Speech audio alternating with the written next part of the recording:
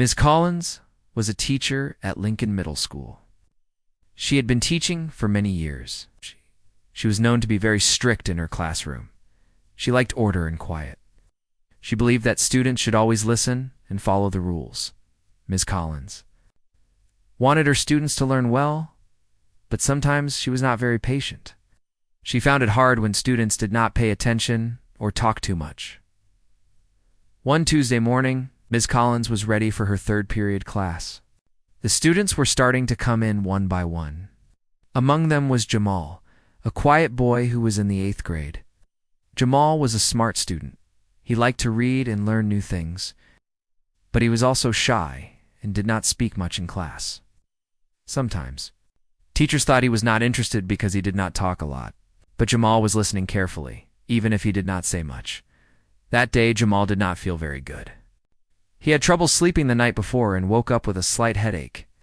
At school, he tried to focus, but his head hurt and it was hard to concentrate. The classroom was noisy with other students chatting before class started. Jamal looked out the window for a moment, trying to calm his mind. He wanted to do well, but his body did not feel ready. Ms. Collins began the lesson. She wrote the day's topic on the board and asked the students to open their books. The lesson was about history, a subject Jamal liked. But today, it was hard for him to follow. When Ms. Collins asked a question to the class, Jamal tried to answer in his mind. When she pointed to him, he was slow to respond. He was thinking carefully, but could not find the words quickly. Ms. Collins saw his hesitation and felt annoyed. She thought he was being rude by not answering right away. "Jamal, why are you not paying attention?" Ms. Collins asked sharply. Jamal looked surprised. He did want to pay attention, but his head was hurting. He wanted to explain, but the words got stuck. The classroom was quiet now. Some students watched the exchange with interest. Jamal felt his cheeks get warm. He wished he could just disappear. "Ms. Collins spoke louder. You need to answer when I ask. Don't ignore me." Jamal nodded, but he still did not say anything. His mind was confused, and his headache made it worse. He looked down at his desk. He did not want trouble, but Ms. Collins was getting angrier after a few minutes. Ms. Collins noticed Jamal was not joining the class activities. She thought he was ignoring her on purpose, or maybe disrupting the class by being silent and uncooperative. She did not know that Jamal was actually feeling sick and scared.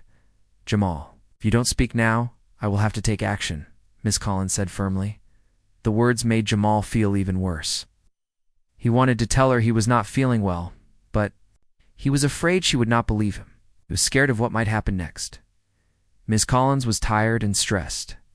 It had been a hard morning with many students not listening. If Jamal did not behave, she would have to call the school office for help. She picked up the phone and dialed. "This is Ms. Collins in room 204.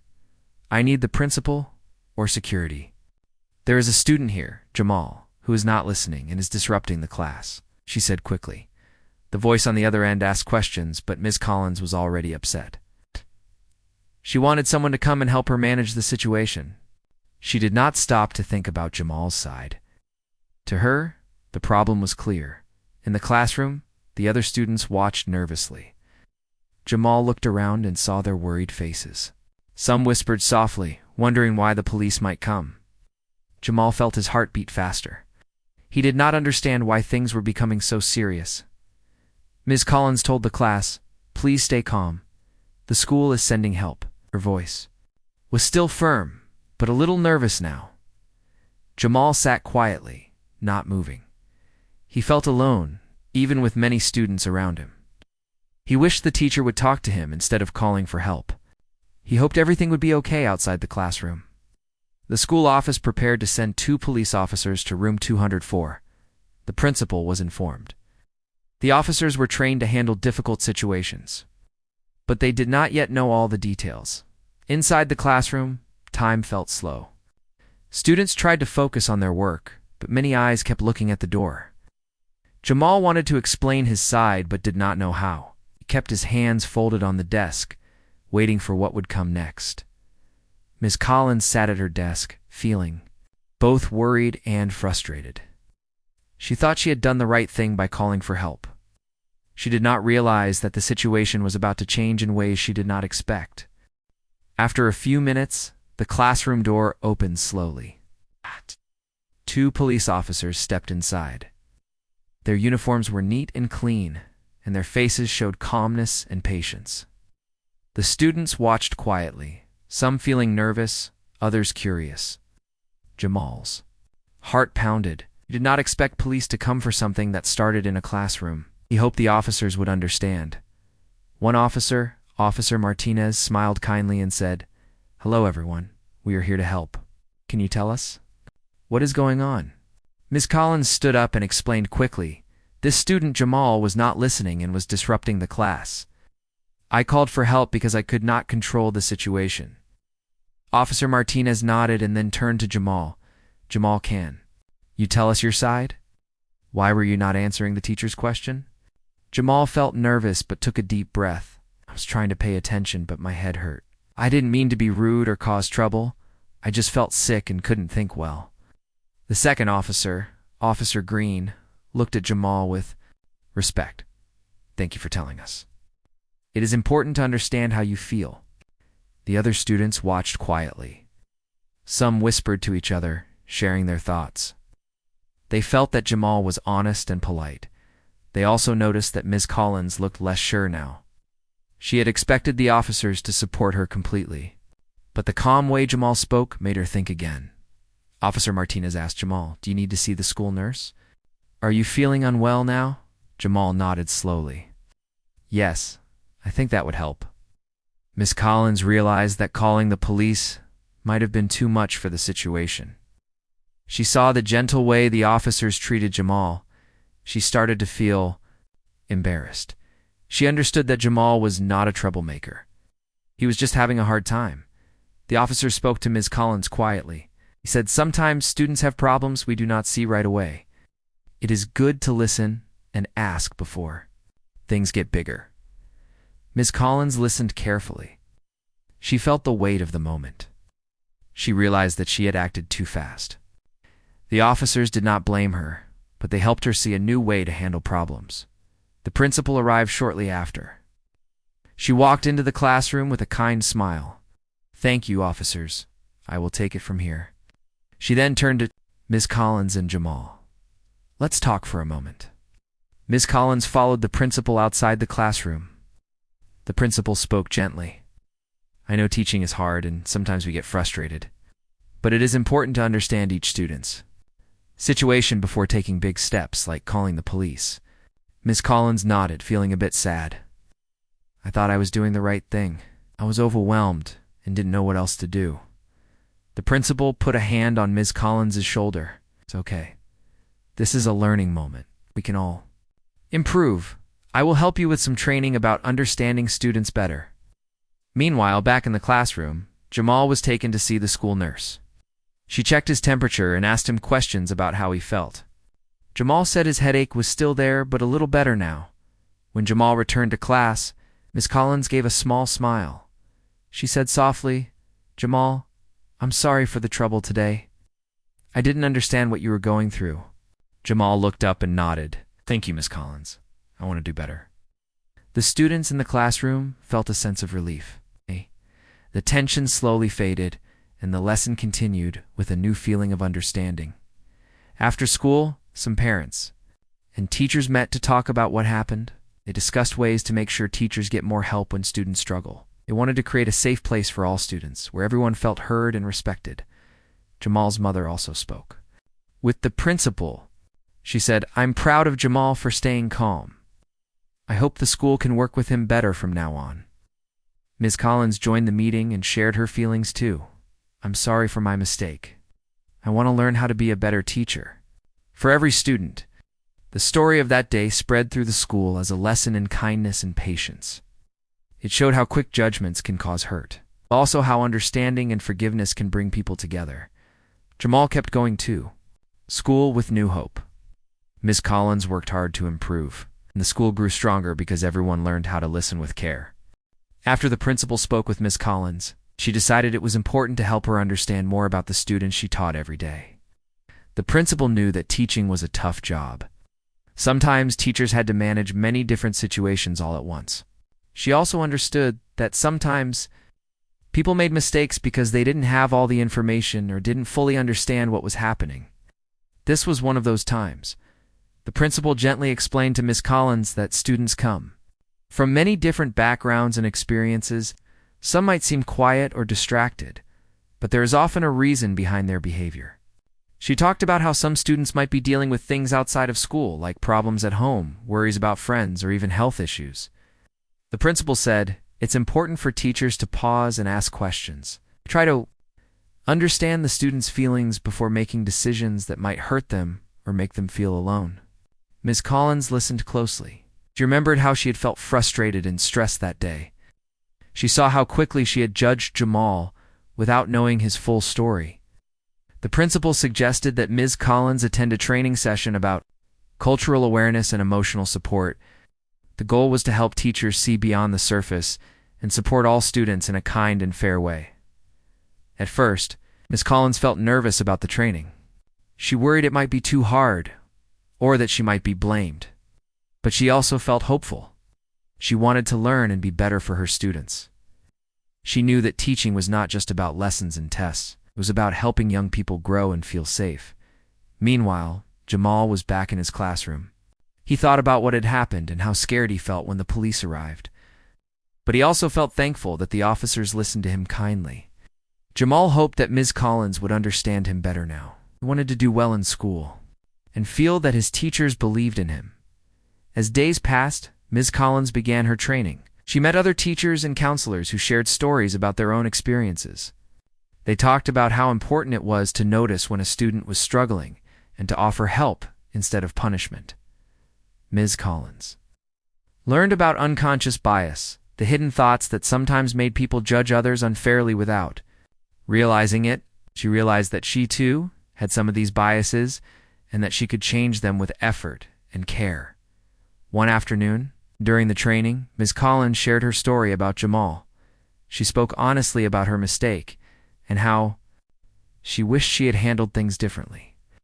The other teachers listened with respect and support. They helped her find new ways to communicate with students and to build trust in the classroom. Back at Lincoln Middle School, principal also arranged a meeting with students and parents. She wanted to hear their voices and learn how the school could improve. Jamal and his mother came to the meeting. Jamal was a little nervous to speak in front of others, but he wanted to share his feelings. Jamal said, "Sometimes I feel like teachers don't see what is happening inside me. I try hard, but when I'm sick or worried, it's hard to show it. I want to learn and be part of the class, but I need help, not punishment." Jamal's mother added, "All children need support, not just rules. When teachers understand this, students feel safer and do better." The principal thanked them and promised to make changes. She said the school would start programs to teach kindness, respect, and understanding. She wanted every student to know that their feelings mattered. Ms. Collins also spoke at the meeting. She said, "I'm sorry for my mistake with Jamal. Have learned a lot, and I am working to be a better teacher. I want every student to feel welcome and safe in my class." The room was filled with quiet smiles and nods. The students and parents appreciated Ms. Collins' honesty and effort. They saw that change was possible when people listened and cared. As the weeks went by, Ms. Collins tried new ways to connect with her students. She asked them more questions about how they felt and what they needed. She gave Jamal extra help when he asked for it. Slowly, the classroom became a place where students felt more comfortable to speak up and be themselves. Jamal found that he could focus better when he knew his teacher cared about him as a person. He began to join class discussions more often. He still stayed quiet sometimes. But now Ms. Collins understood that it was not because he was disrespectful. It was because he was thinking deeply or sometimes feeling unsure. Other students noticed the change too. They saw that the teacher was kinder and more patient. The class atmosphere grew more positive. Students supported each other and worked together. One day, Ms. Collins thanked Jamal for being brave and honest. She told him, "You taught me an important lesson to always listen and understand before judging." Jamal smiled shyly and said, "Thank you, Ms. Collins. I'm happy we can learn from each other." The principal watched from the doorway, feeling proud. She knew that this moment was special. It showed how mistakes could turn into opportunities for growth and healing. The story of Jamal and Ms. Collins became an example in the school. Teachers talked about it during meetings and training. They reminded each other to be patient and kind, to see the person behind the student. In the end, both teacher and student grew stronger. They built a relationship based on respect and care. Their story inspired others to believe that understanding and forgiveness could change lives. After the training and meetings, Ms. Collins felt a new sense of responsibility. She wanted to show Jamal and the other students that she cared. One morning, before class started, she went to Jamal and quietly said, "I want to talk to you for a moment." Jamal was a little nervous but nodded. They walked to a quiet corner of the classroom. Ms. Collins looked at Jamal kindly. "I want to say I am truly sorry for what happened. I misunderstood you, and I did not see how you were feeling. I was wrong to call for help without talking to you first." Jamal looked at her and saw the sincerity in her eyes. "Dad," he said softly. "Thank you, Ms. Collins. I know you didn't mean to hurt me. I just want to learn and do my best." The two smiled at each other, and from that moment, a new trust began to grow between them. Ms. Collins promised to listen more and be patient. Jamal promised to speak up when he needed help. Word spread through the school about the apology and the change in Ms. Collins' attitude. Students felt encouraged to share their feelings more openly. The school started a new program called Voices Heard, where students could talk about their challenges and experiences. This program helped teachers understand their students better and gave students a safe space to be themselves. Parents noticed the difference too. At a school meeting, Jamal's mother stood up and said, "I am grateful to see the changes. Jamal feels safer now, and so do many other children. When we work together, we can make school a better place for everyone." Ms. Collins took part in many of the new activities. She attended workshops about kindness, respect, and understanding.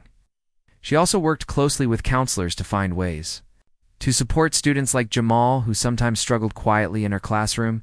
Ms. Collins made small but important changes. She started the day with a few minutes of calm conversation, asking students how they felt. She encouraged them to help each other and praised kindness and patience. Jamal found himself more confident. He began to speak more during lessons and share his ideas. Other students, inspired by the changes, also grew kinder and more supportive. The classroom became a place where everyone felt welcome. One day, during a group project, Jamal shared a story about his family. The other students listened carefully and asked questions with respect. Ms. Collins smiled, proud of how far her students had come. Outside the classroom, the school leaders worked on new policies. They created clearer guidelines for teachers on how to handle difficult situations without jumping to conclusions. They made sure every teacher received regular training on cultural sensitivity and student support. The principal believed that schools should be places of learning and kindness. She said every child deserves to be seen and heard. When we build trust, students can grow and succeed. Jamal's story also reached other schools in the area. Educators shared the lessons they learned from Lincoln Middle School about the importance of listening and understanding before taking action. Ms. Collins and Jamal became examples of how mistakes could lead to positive change. Their story showed that when people are willing to apologize, learn, and grow, they can build strong relationships that help everyone. As the school year continued, Ms. Collins felt happier in her work. She knew she had more to learn, but she was ready to keep trying. Jamal felt proud of himself and hopeful for the future. Their journey was not easy, but it was real. It showed that even when things go wrong, kindness and patience can help make things right again. As the months passed, the changes at Lincoln Middle School became clear. The story of Ms. Collins and Jamal was no longer just about one difficult day. It was now a story about hope, understanding, and growth. Both the teacher and the student had learned important lessons that helped them become better people.